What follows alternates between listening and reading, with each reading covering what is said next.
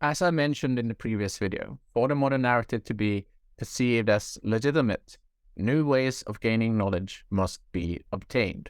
One solution to this was the development of science, which created a way for human beings to abandon those paths to knowledge that were rooted in pre-modern imagination. It should be noted that this description of the development of science is highly exaggerated.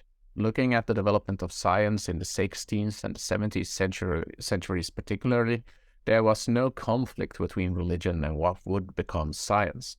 Both were perceived to provide legitimate perspectives on the world and life, and therefore they were perceived to be compatible. This is also something that is argued today by religious people, where a person who is Christian, Muslim, Buddhist, neo-spiritual, or something else has no problem whatsoever in combining a religious conviction with a scientific understanding of the world. At the same time, the story highlights something we still see today. It is through science that we can strive to obtain the truth beyond personal preference and beliefs. It is therefore also science that should be prioritized in all public spheres of decision-making, including education.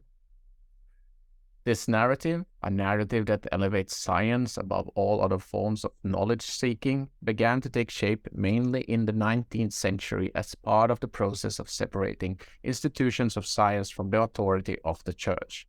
This is also when stories like the ones I told in the previous video became useful.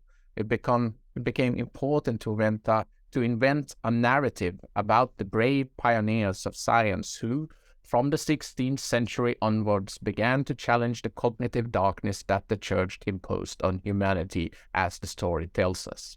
The story thus became something that allowed mankind to gain freedom from religion and thus finally begin to make progress according to this modern narrative. In the 19th century, the development of science became increasingly important for the development of industry, the economy, and more generally, then society. This was recognized by the French sociologist and philosopher Auguste Comte. He grew up in a chaotic world facing major social changes. France had just lived through the French Revolution, and the nation was in an open conflict with Britain, partly because of the French support for the American Revolution. At the same time, Comte witnessed the development of modern agriculture, the emergence of new industries, and new opportunities for transportation through the development of roads, trains, and steamships.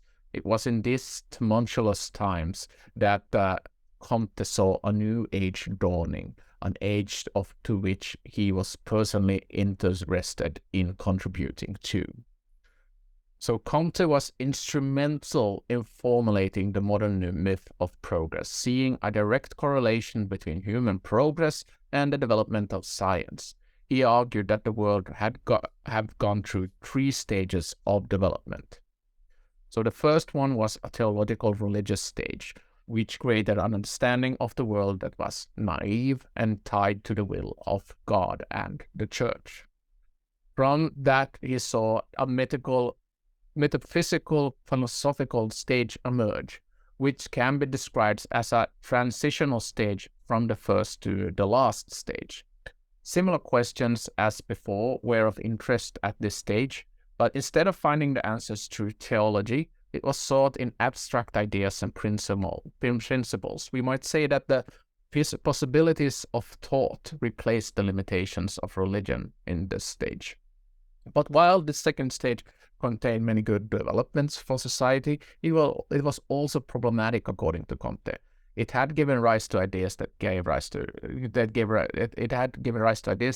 to revolutions such as the French Revolution, causing chaos and antagonism.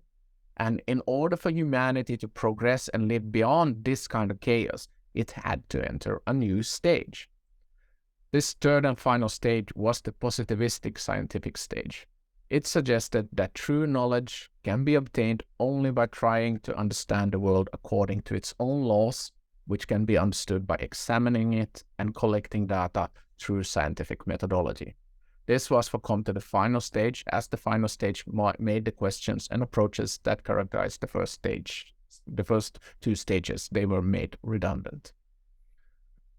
Comte's exposition was criticized for Emil Durkheim, among others, for being too speculative, but Comte's thinking laid the foundations for the philosophical school of thought that would come to be known as positivism. What positivism is will be the question in the next video.